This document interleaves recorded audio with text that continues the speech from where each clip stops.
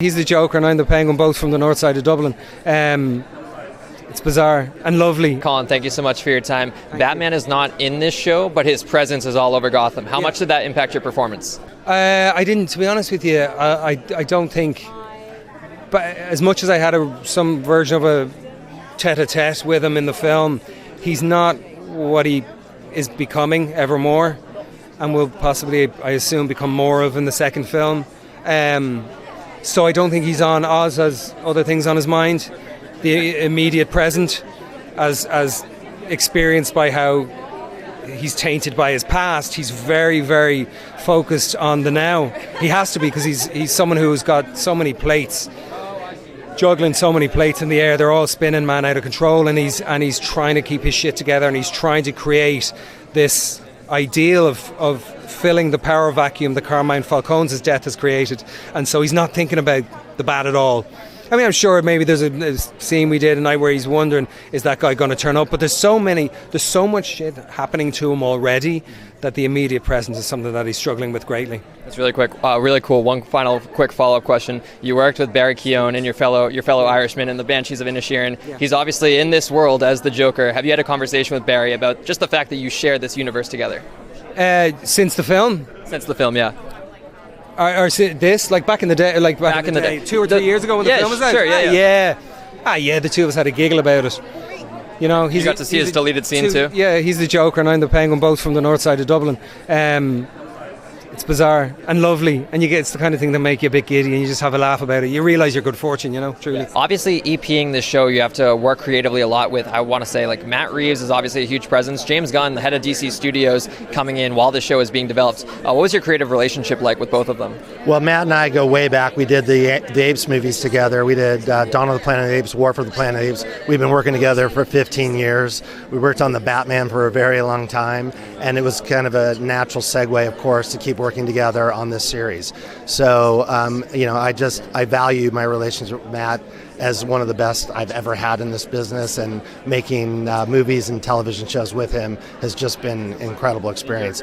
Working with Lauren LaFranc as the showrunner of the show has been also amazing. So finding her, bringing her into our movie process early, telling her what we were thinking about for this sort of broad vision of the show, having her come up with a real show, psychological, emotional journeys, and then having Casey, Sarah, and Joey at Max and HBO say, hey, let's do this. That was great.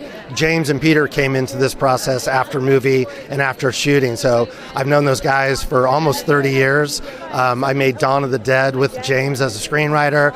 Peter and I go way back. I have a great fondness for both of those guys. It was just easy to bring them in because they both know quality filmmaking. They see what Matt's potential is with all this stuff, and I think they're just excited to say, hey, Matt, go do your thing. Yeah, you have an abundance of talent working on this program, which is really, really cool to see. This is obviously set in the giant Batman epic crime saga. When it comes to selecting characters to introduce on the streaming screen versus the movies, did you have any type of restrictions of, we're going to save these characters for the movies, or we want to introduce these characters in the show? I'm just curious about the creative selection process. It comes out of the movie space, of course, is Batman's point of view, Bruce's point of view, and in coming out, when he puts on his suit for the first time, he creates a shockwave through the city. The Riddler decides to become the Riddler during that moment. The Penguin's starting to figure out who he is because of the Batman. Selena Kyle in our movie is just Selena Kyle. We know she's going to become the Catwoman at some point. So once we figured out that we really wanted to focus on Batman in the movie space, the streaming cable space was no-brainer for some of the bigger characters. Casey was the first person that said, I need a marquee character. And Matt said, hey, I have this really good idea for Colin for the second movie. And Casey said, I want that. You can't just have these characters be in the movie space. So it was a natural transition that way.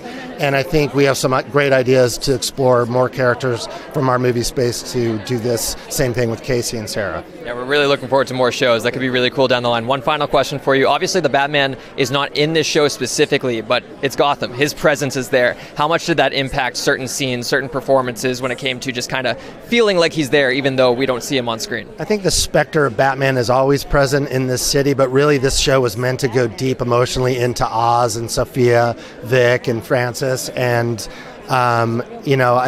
I don't think you're ever wanting Batman to be in the scene. I think you're so excited and enamored with what Oz is doing and what Sophia is doing. It's so compelling that you're just hooked from that dramatic moment on with these characters. So my hope is that people come to this series wanting to watch a gangster show that's entertaining and violent and dark in all the great gangster ways, and they're not going, why isn't Batman in this show? Absolutely. Well, I hope they don't get too comfortable, because that's what, Batman tends to strike if he starts to shows stop. up at some point, but maybe back in the movie space.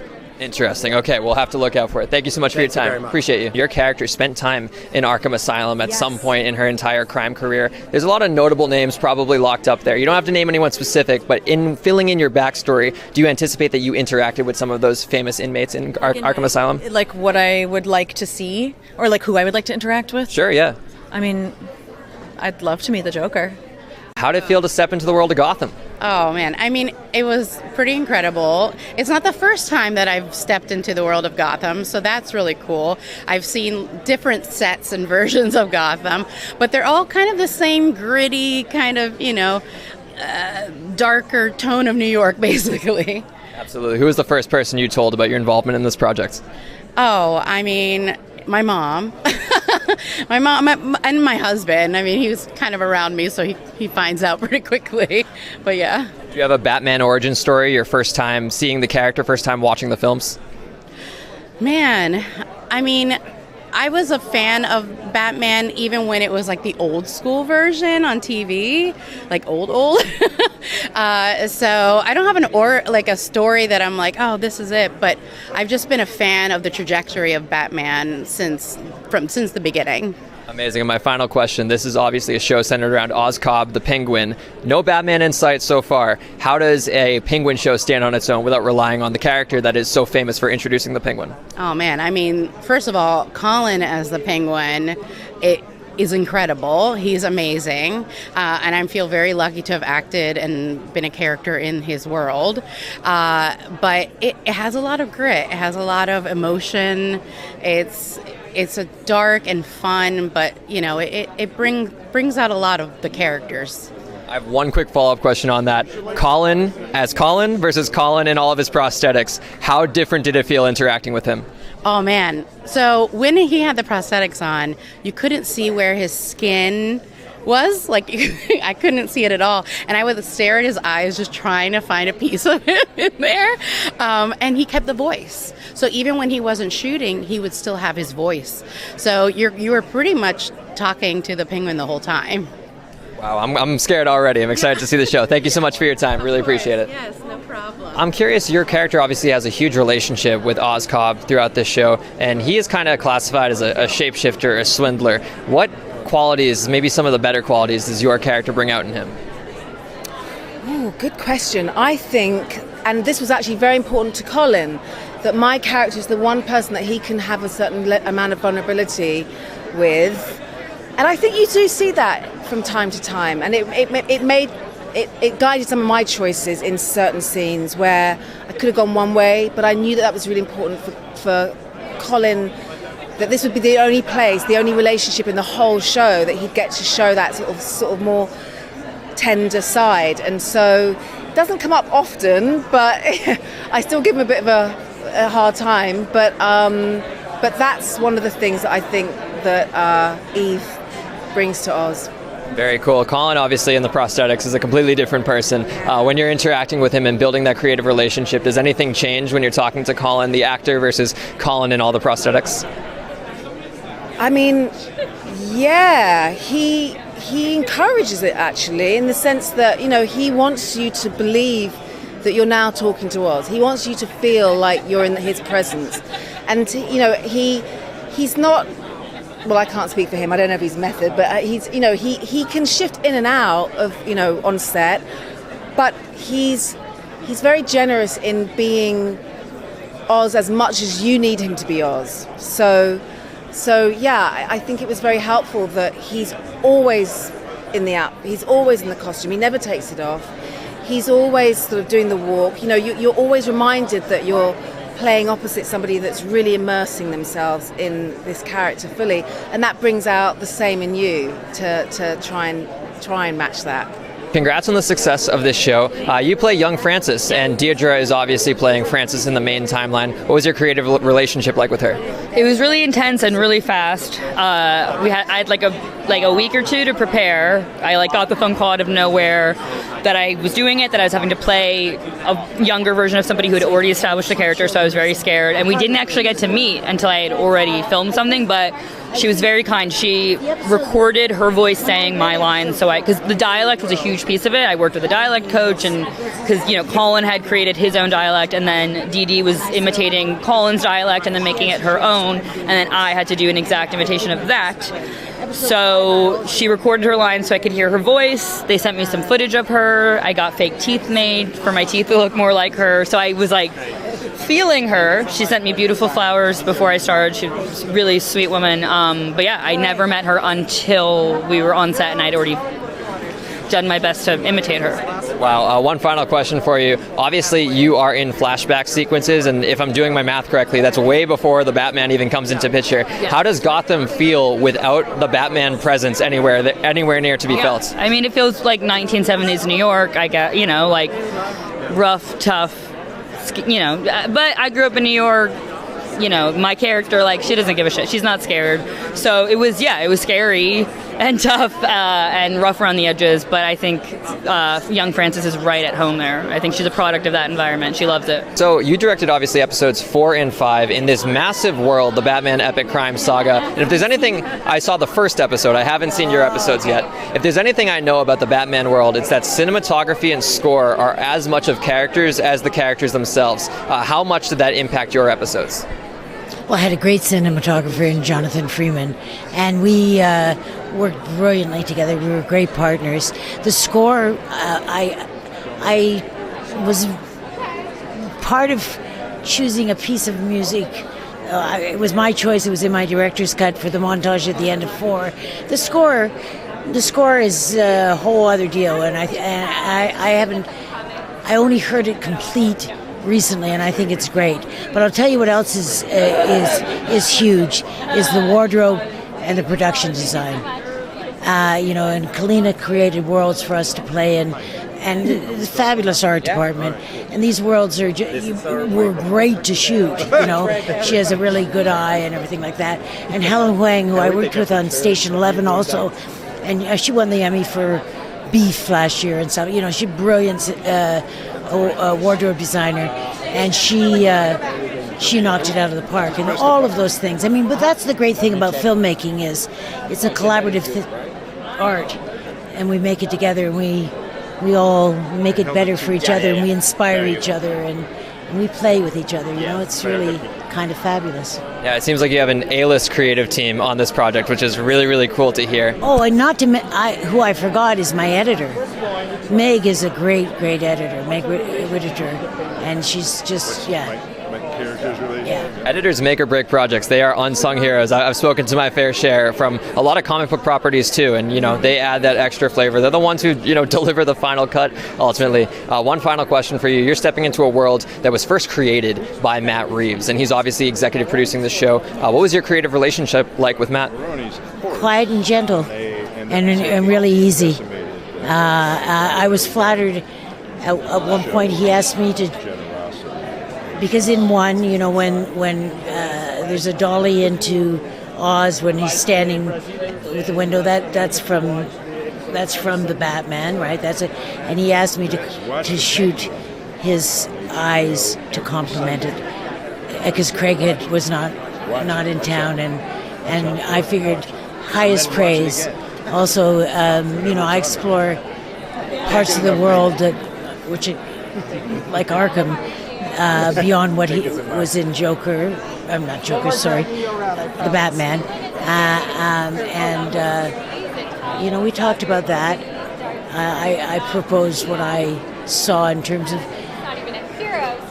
the production design. Kalina was taken care of, but in terms of the other people in there, the other inmates.